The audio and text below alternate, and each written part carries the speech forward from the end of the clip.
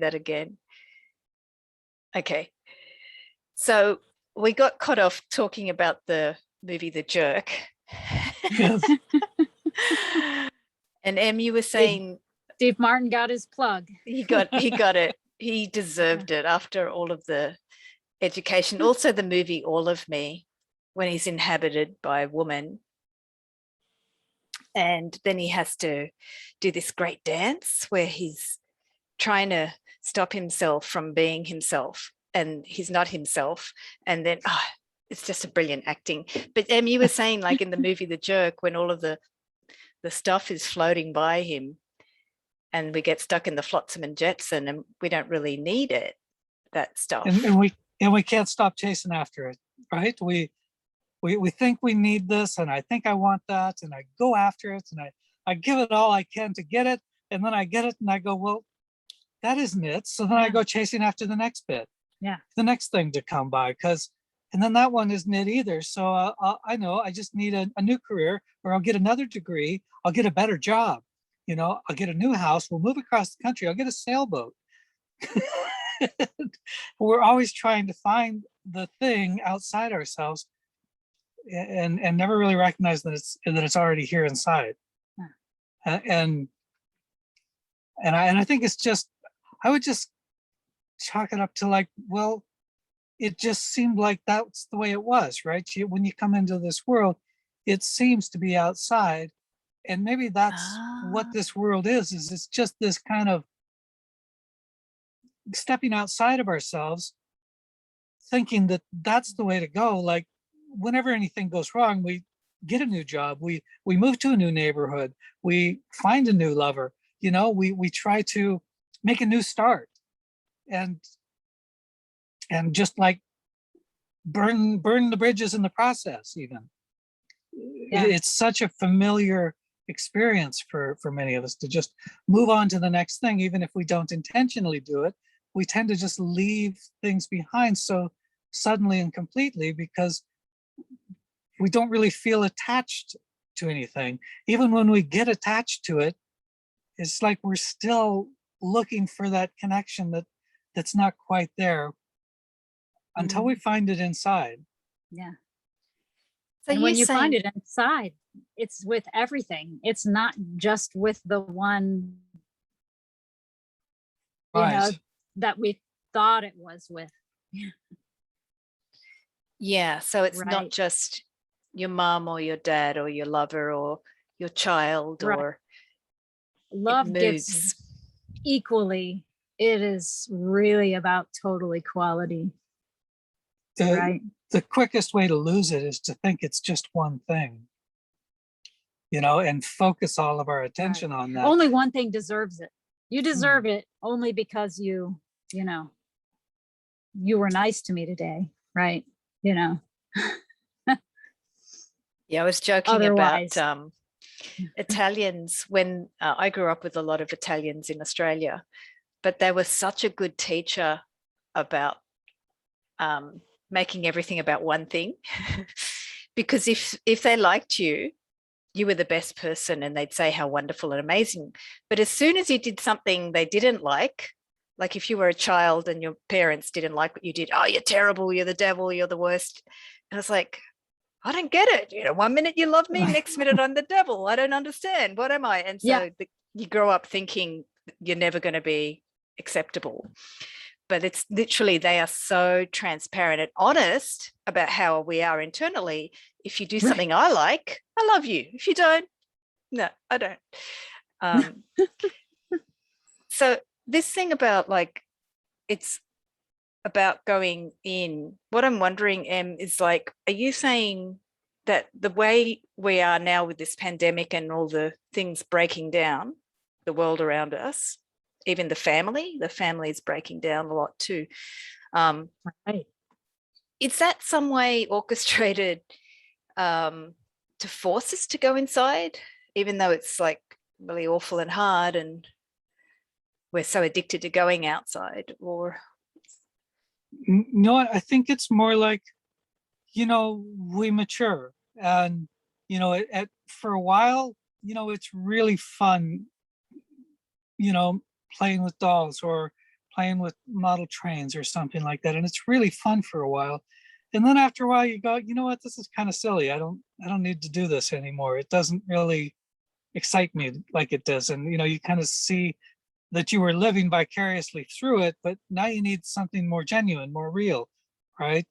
And that's kind of our process of maturity. We just keep going with, this is, I was able to fool myself into thinking that this was the perfect relationship, but now I'm really seeing that it really wasn't. It was just, I had this idea of what I wanted, and then it wasn't really it anymore. So I think we're just maturing out of this isolated approach to life, and then finding, now you see it, right? You can see it. You can go, Yeah. oh, I used to believe that these people had all my best interests at heart, and now I see they're just actually radically incompetent, right?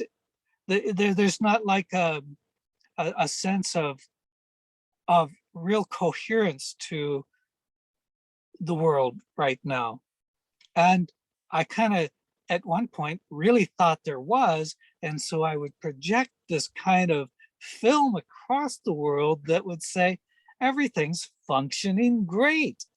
And now we're going, it's like that, maturity says, oh, well, that's not really true. We kind of grow up thinking our parents are amazing people. And then we see, no, they're actually very flawed and confused. But you don't see that till maybe you're 9, 10, maybe, you start to, and then it starts to really become 45. apparent. Yeah, sometimes. Yeah, right. Yeah, Yeah. right. It's you never know, right? When it just like hits you like, oh, wait a minute, this isn't working for me anymore. I can't pretend anymore that this is functional, that this is healthy, that this is really serving anybody. And so then I really just think it's a maturity that's happening, that we're really starting to recognize that, wait a minute, what about me? Do I figure into this somehow? Is there something that I can do I'm what not seeing? Because I can't really find it outside myself, but yet I have been able to find what I need as I've gone through life. When I've needed it, something has just been there to carry me through it. And so now I'm gonna go, oh, maybe I should look at that more. Maybe I can make a relationship with that's been supporting me through all of this in the background, this stream that's been carrying me along while I was all focused on the flotsam and jetsam. There's this stream that's been carrying me through the entire time. And maybe I can just lean back and be carried by love itself. Even while I'm going through difficult times, and it's scary, it's confusing, I don't know how to deal with the world, any better than anybody else. But I do know that something will carry me through, and I can kind of lean back and take it one moment at a time. A little bit of fearlessness, a little bit of willingness, and then also the fear and the anger and the confusion, and letting it all happen at once. And then something just comes through and makes everything okay. And I don't know, we don't understand it. And I don't think we can really, because it's like it just takes everything apart as though it was never there, which is the most stunning thing. Amber said it earlier. I can't really tell you what the problem was because it's gone. Right. And it's gone so completely that I don't even remember what it was. Yeah. Yeah. And that's a very fundamental breakthrough that a lot of people are experiencing. Yeah. And we're experiencing it very directly now by just tuning in within. And that's just radically different from the experience that has been on this planet of going to find a teacher or reading a book, or we always kind of looked outside and we looked for that. And now everybody's finding it within themselves. And the really wonderful part is that that stream that's carrying us is shared by all of us. So when you find it, I become more aware of it. And so Yeah. does everybody else. Hmm. Yeah. In becoming aware of it, it's like, you know, illuminating it for everyone else, right? It's like a, you just, you know, we're all in the river in the dark, right? And our little life jackets, it's like, oh, there's a light on it, you know? So it's like our little light comes on, right? Every time we let it have us, I guess, that the light maybe gets a little brighter. Yeah. I'm really feeling that collective movement. It's raining here. We're having a kind of a Oh, spectacular thunderstorm, so I'm turning the volume up. wow. Here comes the rain again. Yes. It's great. It's like a Florida storm. It's really wild. So it was thundering and yeah. I was thinking about that collective, how you're saying, we have different people all over the planet finding that light. And Gina, who I've done a few lives on Facebook with, she talks about it like it could be a very small light. It could be so small because it's darkened by all of this dams, all the stuff that we've put over it. But it doesn't matter how small it is, it's there. And connecting to what you're saying about each person doing their inner work and illuminating that, Gina also has a similar image around that, a book called Beacons of Light Around the Globe, feeding their light and illuminating their light. And it's very different if we look at, say, you know, thousands of years ago, there were many sacred cultures in I'm thinking like the Mayans and Egyptians and all sorts of ancient cultures that worshipped light or the light in the self.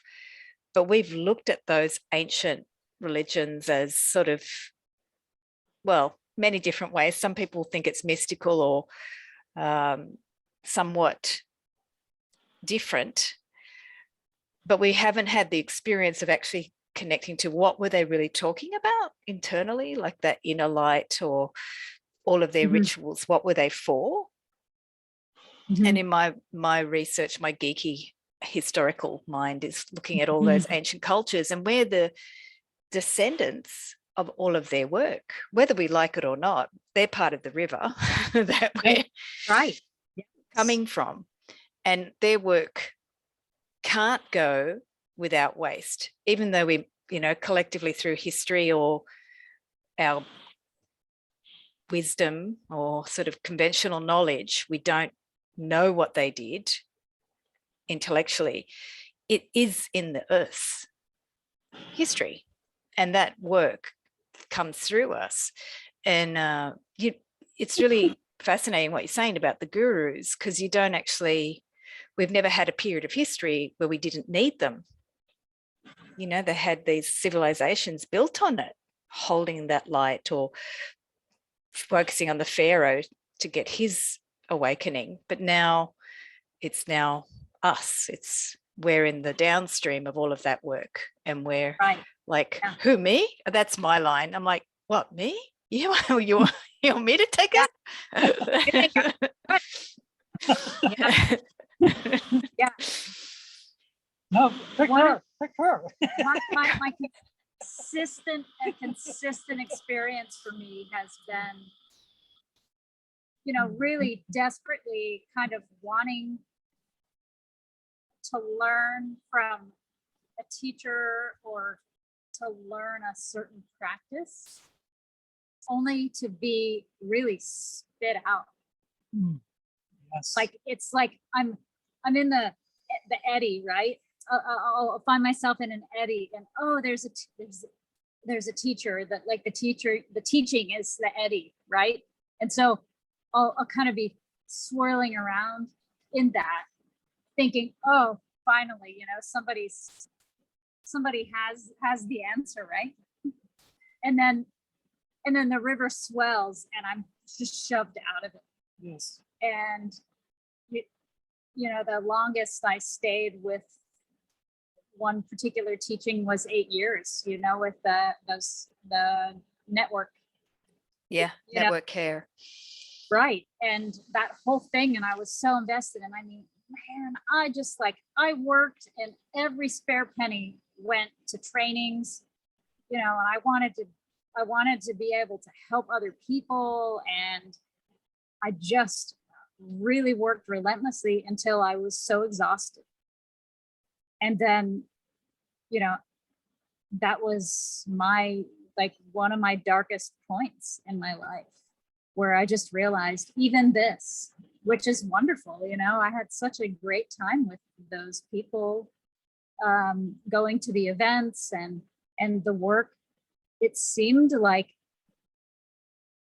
it should be effective, you know, if only I did it better or paid more attention or something. And no matter how much attention I gave to it, it didn't take me there. It didn't. So this next level of teaching that was continually hinted at, you know, found me, you know, when I finally, you know, was shoved out of that by the swelling of the river, you know, pushed out of that particular eddy in my life, you know, shoved out into the river, and then found my way to the next training, which was, you know, what it was like a year. It was such a whirlwind of diving into this training, which we had, remember, we had shared some sessions together, right? Yeah. In Orlando, the last time we were together, we were sharing. Trying to remember. You were doing the Diksha, and then I had the, you know, the emergence care. Yes. Training, you know, I was just in the middle of that or just at the end of that, something. And that was the last time we came together in the physical form, you know? Yeah. And so, and then that, even that as a practice, it was to try to make it into a practice would be to try to keep it small. And even though it's based on letting everything in, I was still spit out by using it as a practice yet again. And, you know, having been spit out enough times, I finally was just, okay, I'm done looking for practices and methods and structures to, you know, try to push this through a narrow corridor. And I'm really just going to start as it's actually a Course in Love quote, is that it's not your job to seek for love, but to remove the barriers that you've built against it. And so now it's okay, well, let's take those bricks out, you know, or pull the twigs out of the dam. You can use, there's probably a dozen metaphors or more for what we're doing, but the short version is that it's just something that we kind of clung to in place of just letting love show us the way. Yeah. We've said, this is what love is. This is what love looks like. This is what love does. And we've been wrong. wrong, wrong, wrong. 100% of the time, we've been wrong. Because as soon as we pin it down, it excludes someone else, right? I only love this guy, right? Because it looks a certain way, this means that this is the most important love, right? Which then that excludes everyone else. And love doesn't do that. Yeah. So it's actually a little bit weird to be kind of married, and you know, we're like The our odd couple. anniversary is so why are we married? I don't know. You know, but it was given to us to do. It was just like the obvious thing to do, which you know, it can sound, I guess, irresponsible, you know, but it has been effective in healing, you know, for both of us, and sorry, I'm speaking for you, but No, you're, well, you know, yeah. you are me. Yeah. I don't know. It's a weird thing that happens, but people have sometimes showed up on our doorstep, just strangers. I don't know why I'm here knocking on the door. I don't know why. I just had to knock on this door, right? Like coming to a church almost, right? Like people go to the church, they're like, oh, I never ever would walk into a church, right? And suddenly they're like, well, I'm out of options, so I'm just going to knock on this random door, right? This is the alternative to dating, by the way. This is how you just surrender to the flow and then end up on someone's doorstep. And then you're married, and that's it. That's how. Right. You know, maybe it would happen more often, right? If we just let that. I think it did happen that way. It's just that it was done more through tribal structures, and then with cities, things got complicated, and people. Yeah, imagine New York walking, just knocking on your. Yeah, I think it's a great idea. Someone, you know. I'm a big fan of the movie As Good as It Gets. I think about it constantly. I get these flashes, especially the woman's mother who yells at her because she's thinking about this guy, going, no, not this guy, not this guy. And the mother's like, no, that'll do. Just take it, take the relationship, just do him. That's good enough. Yeah, that's as good as it gets. That'll do. That's the relationship. Just go with that relationship. Yeah. And the whole movie, she's kind of like, oh God, not this relationship. No, oh, not this one. Oh no, no.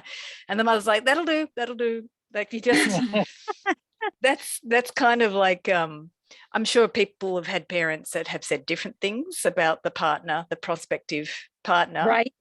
Not good enough. No, don't do that one. But then that conversely led the person to go, oh, my parent doesn't want you to marry me, so I'm going to do it anyway. And, you know, we make the drama about it. But it's kind of, that's part of the flow. That's part of the river pushing you towards that person, that you end up on their doorstep, and then you're 20 years later, you're like, how did I end up here? But I'm here. And if we looked at, maybe I can close with this question, because you've brought up a really good area around marriage, romantic love, or partner love, spousal love. And how is it, say, for you guys, been helping this journey in the course of love? Not just the course of love, because I know you've been doing other things before that with the Course of Miracles and other things.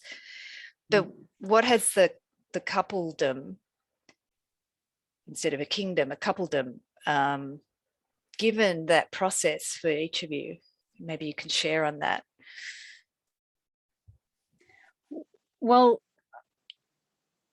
I feel like I want to go back to go forward and to say that our coming together was predicated by both of us separately, and not knowing that the other was doing it. I had a series of frustrations with just, you meet the guy and you click, and then he flakes, and you're just like, again, you're like, and then you're like, okay, that's it. I'm this dialogue in myself, right? And I'm just, first jokingly, I'm just going to become a nun, right? I'm just going to marry God, right? And so immediately somebody shows up, somebody turns up that's interesting enough to get my attention, and I'm like, okay, I hear you, I'll entertain this, right? And so I entertain it and it's just too much for the guy at that time, and he's like, I can't, it's too intense, like I don't want to go there right now, and then okay, fine, I'm done, and I commit just a little bit more, right, to God, rather than looking for the guy. And then somebody equally intense shows up and is like, and it's like, oh yeah, I'll go there with you, right? And is all in. Crazy. And then even that crumbles. And so finally, for me, I just was like, okay, I'm really in. And just recognizing, well, I don't really want to do this by myself. I don't know what it looks like. I don't know what it's supposed to look like. I have these ideas about what the relationship is supposed to be and everything. And obviously I've been wrong 100% of the time again, right?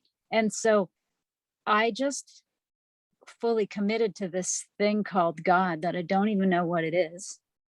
Yeah. If that I had an idea about, and I had to give up whatever the idea I thought was.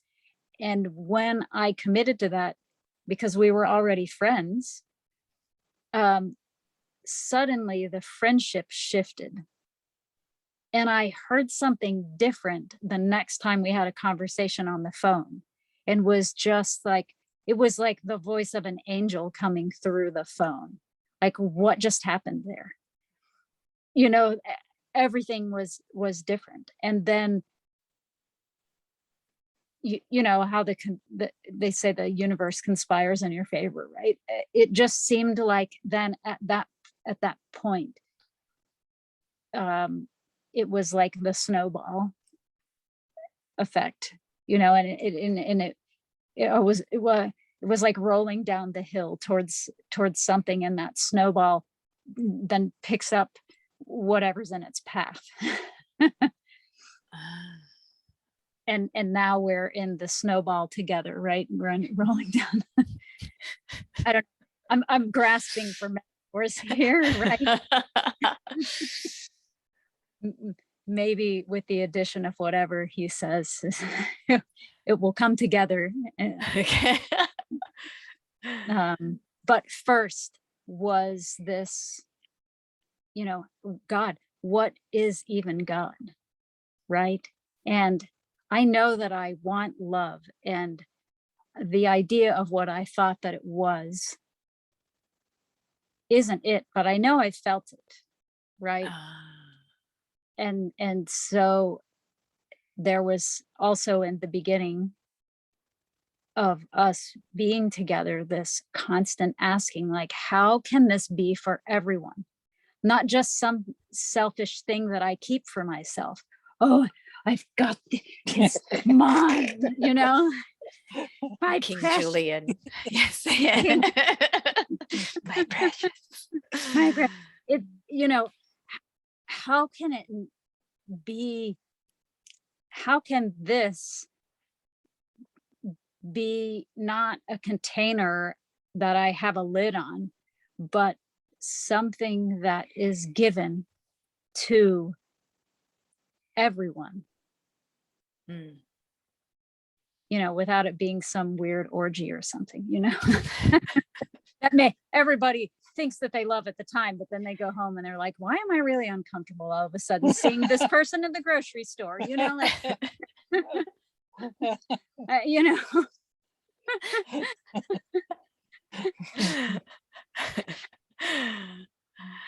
that sounds like I know something about it. It's kind of awkward, but No, it's just imagine funny. that would be right, what it would be like. It reminds me of an episode of The Good Life where I kind of think they do something like swap partners, and then they're like, this is weird. No, that wasn't quite what right? Yeah. We think it's going to be the thing, and then it isn't the thing. Right. It's not about the thing. We build it up in our mind that, oh, this is going to make everything perfect, right? And then it doesn't, right? Because perfection is just the other side of this world. Things, you can see perfection in absolutely everything if you look just beyond the surface. If you let it be what it is, it's perfect. It's perfect. What it really veil, is. It's the veil we've pulled across the world that makes everything look, oh my God, what have I done? Was I drunk? And then we kind of blame ourselves, or we blame each other, or the weather, or anything, but just look at the simple truth that, wait a minute, just beyond my bizarre imaginings, the perfect truth is just sitting there waiting for me, just for a moment stop fighting with my phantoms and accept what's really there instead. And when we kind of were both in that state of, we're committed to something and we don't know what it is. I mean, I couldn't really define God. I couldn't say it has anything to do with any ideas I'd heard. I just knew there was something guiding me, like, I think at one point, about 2010, it was just like, wait a minute. I came up with this system. I thought, well, if we just change our economic system, because the economics of the world says that, well, it's to my advantage to take advantage of you. All right, so how are we ever going to get along together if that's the basis of our entire world economic system? Doesn't matter what you call it. Call it socialism, call it communism, call it capitalism. It's always the same. We're always trying to, like, well, what's my advantage here? And usually my advantage comes at the cost of somebody else's loss of advantage. And that's really a hard way for us to get along in any sort of cooperative endeavor. And you find that in all of my love relationships too, right? In my romantic relationships, it seemed like we were always trying to get something from each other and then being disappointed because we didn't get it. And it never really occurs to us to go, wait a minute, maybe I'm asking for the impossible, right? Because I never seem to get it. And I always think I'm going to get it. So maybe I'm doing something wrong. And I think that just kind of left me like, there's just something wrong, because I'm doing all the relationships and I'm not really finding it. And so then it was just more like, okay, I'm just going to commit to listening to that inner guidance, because it's the only thing that's ever really always made sense. Even though a lot of my inner guidance is crazy, I can usually distinguish that from the voice that makes sense, right? Yeah. Thank you. That's great. Sometimes I like listen to the crazy voice and go, yeah, let's do it. Yeah. And then later you're like, That sounds like no. My crazy later, my crazy voice later, I go, what were you listening to that voice for? That's crazy. My voice, no. Yeah, but go on, Em. Your crazy sounds better than my crazy. Yeah, there's this crazy's crazy. There's kind of a peace and a certainty to it, and it isn't really adamant. Sometimes it comes across as so certain and so absolute that it can seem like it's adamant, but it's just certainty and just absolutely certain. And then my reactions to it are what it can sometimes make it seem, violent. But it's really just like, it's just, the truth is just immutable. It can't change. It just is what it is. And it's there always. And so I was just committed to that. And God is the perfect word for it, because it's the source of everything, and without it, nothing exists, right? Because it's just the source of all life, and it's there in everything you look at. Mhm. And the thing is that we try to limit it to one or two things, and then something happens to one of those things and we think we've lost it. Mm. And that's just a tragedy, a grief-filled tragedy that can last a lifetime, until we find it somewhere else, or realize the folly of thinking it could just be one thing. I mean, how can you limit the unlimited? How can you limit the infinite? The ever-present, the omniscience, the everything, everywhere, always giving, pouring out, that all life just seems to blossom infinitely again and again, despite every tragedy we bring to it. The wildfires always a burning down dandelion half the somewhere. world, right? And after the wildfire, there's going to be new life. Yeah. Mm. It was so hot here this summer. It's never been as hot as it was this summer. And a friend of mine sent me a video that one of her clients sent her of the pine tree in her yard. The pine cones were popping on the tree like popcorn. It was so hot. It was and a wildfire stimulates pine cones to release the seeds to grow new trees. And it was that hot here that the pine cones were popping. I mean, this is the Pacific Northwest. It's not a hot place. And it's not even really particularly fire prone because it's a temperate rainforest. And yet here it was so hot that the pine trees were like, okay, time to make babies, we're doing this, that's life doing what life does. Yeah, it's a force, and we're not comfortable. I think the world in general, mass consciousness, we're not comfortable with that because it seems more powerful than us. But Right. what you've shared is so powerful because it's actually that river of love. Right. Yeah. And if we look at it and ask it, like what I got from what you were sharing, Em, was to invite that river, to invite that inner voice, if you call it God or whatever it is, to invite that power in, and your crazy self is still operating, but that you've got a knowing of that love, that power that surrounds us.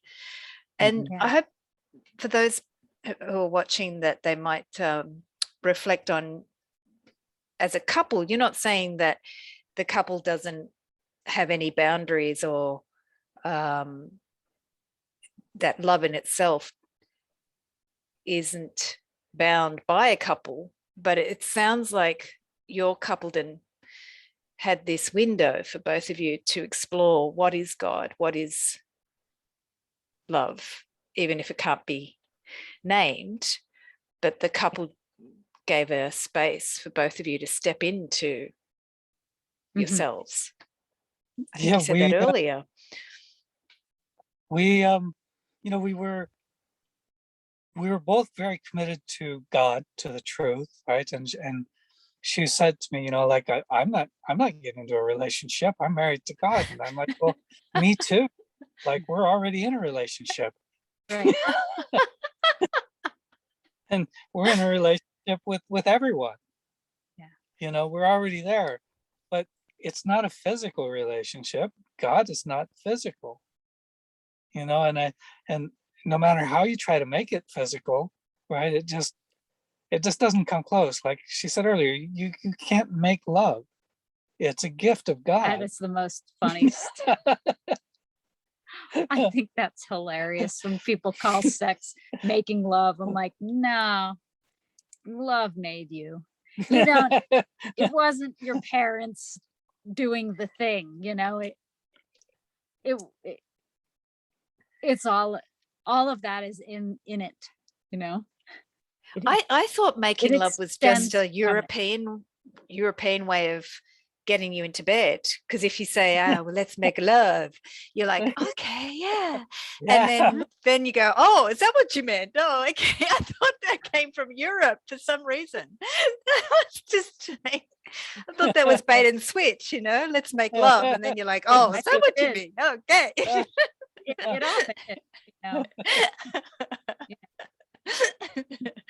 Oh, yeah, but I think that's what you shared, Amber. What did you say? That your parents made you, not your parents made you, love made you. Love made you. Love, and it didn't even make me so much as I am an extension of it. Right? So like a branch of the string. Never really made anything, you know. It just extends itself, and you know, now it's a weird existential conversation, you know. It appears as this personality, right, and a world and a universe, and you know, lots of different parts, right? But it's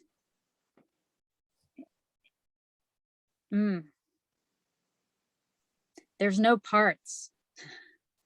You know, that's just how we perceive it, as these kind of, there's another analogy that has been used of we're like characters on a screen of a movie, right?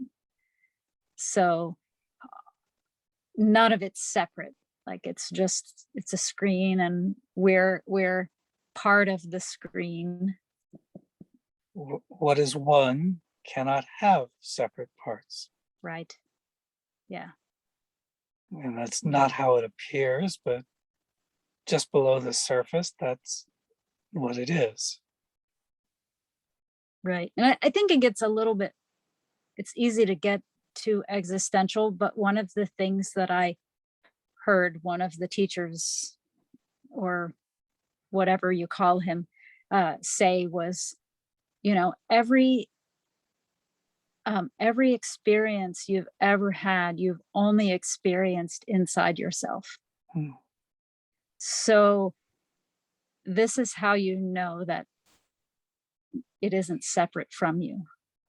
And it's so simple that when you look at it that way.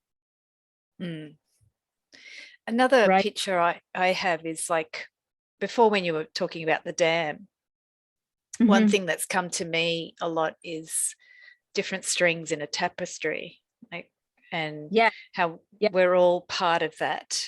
And you know, in a tapestry, that string will intersect with different threads all in its path. Yes.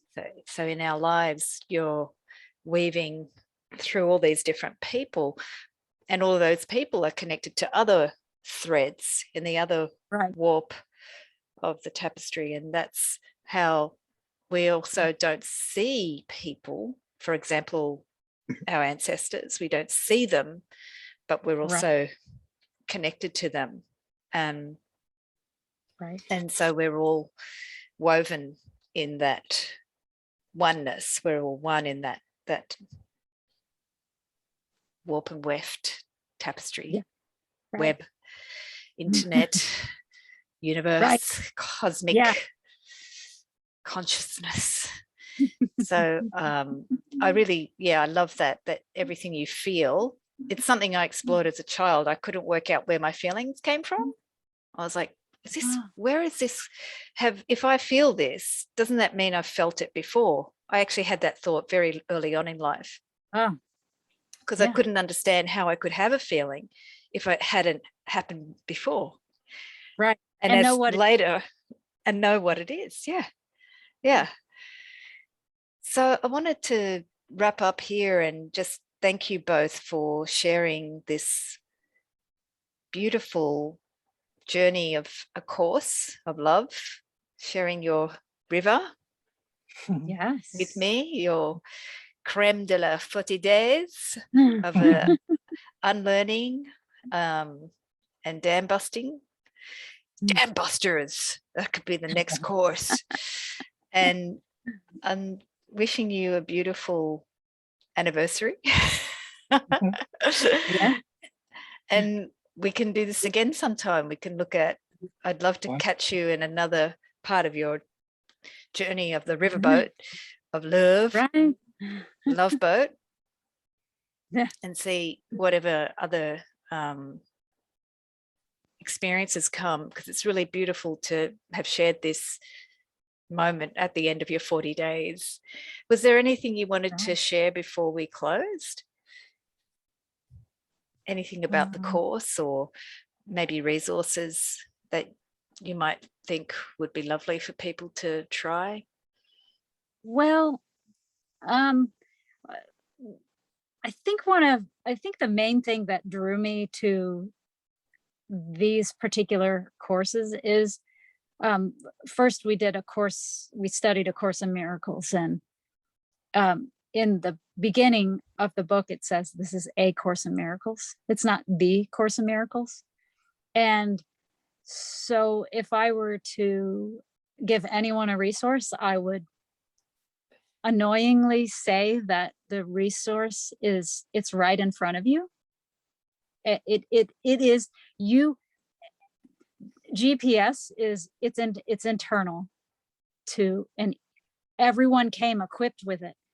Now we might be like a bunch of grandmas that don't understand how to operate that thing, but it did come installed with the hardware of each and every one of us. So I really, if I could just push the button on every person to wake that up in them, I would, the best that I have is to just say it did come installed, and that even if there are no libraries around you, or you only have internet for this 1 hour of your life and you're watching this, and you're like, well, I can't, I can't get a hold of a book, or, I can't afford to have the internet for the next hour or anything.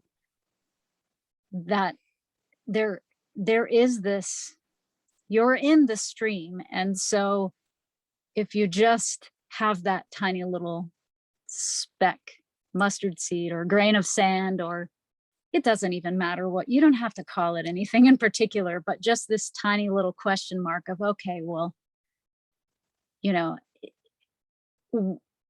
what if I let myself be guided to that wisdom, that it presents itself. There have been times when I don't have access to the book and I really need some help, and just by almost presenting a question mark without even a question in my mind, a total stranger will come to me and say the perfect thing. It's almost cliche. Like once you've experienced it enough times, you're like, oh man, I'm saying the things that all these guys have been saying for so long. But the reason they've been saying it for so long is because it did come installed. It is a crucial part. It is the essence of our very being. Thanks, Amber. Yeah. Hmm. You know, when Moses was leading the Israelites out of Egypt, God this is spoke so to funny. them directly, and they were like, "Oh, don't ever do that again." You know, they were like, "We don't ever want to hear the voice of God again. You Moses, you go up on the mountain and you talk. Don't ever talk to us like that again. We don't ever want to hear that voice ever. Just you and Moses, you do it on the mountain, far away from us." And, Come back and give us a book report. give us Cliff a book notes. report. Cliff notes. Cliff notes. So, We're not that student. Just so, you know, and I think now we're all, you know, we're a little bit willing to just listen. And now it can speak to us directly, you know, because I think it took us a while to just, you know, we needed other people. We needed St. Francis and, you know, Ramana Maharshi to kind of test the waters out and make sure it was safe, you know, and then we've seen enough people do it, you know, Robert Adams did it, maybe I can do it too. And, you know, and look, we got Byron Katie and Adi Ashanti. Well, heck, maybe it's not so dangerous at all, after all. And I think that now that's the really wonderful thing, that it is there. And Yeah. it just takes an invitation. Like, it's been calling to us forever, never stops. And it really is just that slight invitation to listen. And it's like, oh, let me tell you all about it. You know, it's just right. like that that person, you know, who's just like, oh, you know, all you have to do is just like say hello to that person, you know, that person, you know, who just, all you have to do is wave at them and they won't stop talking. It's like, you know, I'd heard that there was an Aboriginal word that meant, and I don't know what the word is, but that it meant everything, everywhere, talking to me all the time. Oh yeah, I think Michael Mead. And I thought, God, that is just, you know, what an amazing thing to recognize that and to experience that, and that's the experience that's there, that's waiting for us, is that everything is talking to us all the time, and guiding us back to happiness, peace, and to love, because that's the only thing we can really share. You know, when you meet somebody who's joyous, you just naturally respond with joy, you know, because we instantly share it. It just calls on us to just wholeheartedly share that joy. You know, we can't help ourselves. And that's what's calling us. It's calling us to just be that joy and experience that joy, because that's really all that we've ever really wanted. And it's all that we've failed to find in the world. And we can find it in ourselves now. Yeah, I think the only reason we failed to find it in the world is because we just we expect it to be out there, but not in here. Right, Right. it can't be apart from us. So, and there's that concept that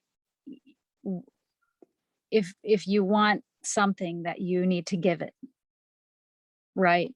Yeah. And it's not that you're giving up something of yourself, but you just have to have that tiny little speck of recognizing even what it is. You know, maybe I thought that it looked a certain way, and because I thought it looked a certain way, it was like putting a poster on the wall in front of putting a poster over a window, you know. Like, Yeah. why can't I see, you know? Put a poster of it over it, you know. Oh, that's brilliant.